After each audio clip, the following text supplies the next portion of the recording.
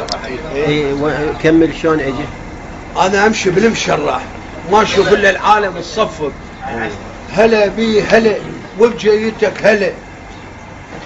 طب علي من ماكو احد وراي، لان اشوف بس اني يا بخير ماكو شيء.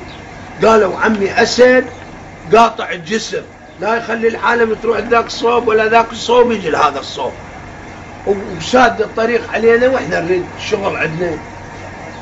قلت هسه اني جابني شورطني على هالمصيبه هاي منين جتني، واجي على الاسد واعدل بصواب الله لا يكذبني واخنطه بمستقيمه هنا على وجهه، على عينه، على عينه بوجهه هنا.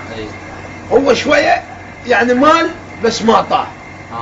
اي وهاي الناس علي وياك علي، علي وياك علي. والنعم. اي والله والنعم. وكان لك اعدل له بوحده ثانيه وامطله بالقاع، مطلته ببكانه. عاشت ايدك. اقوم واجر هالشكل تكرمون من ذانه. قلت له باوع ابو خميس، اعطيته 2 دفن بعد. اعطيته 2 دفن. قلت له باوع هذا الزور وهاي ايران هنا يمك، اذا اشوفك هنا بهذا الزور كله واي تلتقي هنا انت بهذا الزور ما تلوم الا نفسك، حياتك انهيت. كان لك خطيه. الرجال كانه ما افتهم، دار وجهه وراح. ورا الله لا يكذبني 6 اشهر مدري سنه سالت عليه قلت لهم ام بين هنا سمع ابو خميس.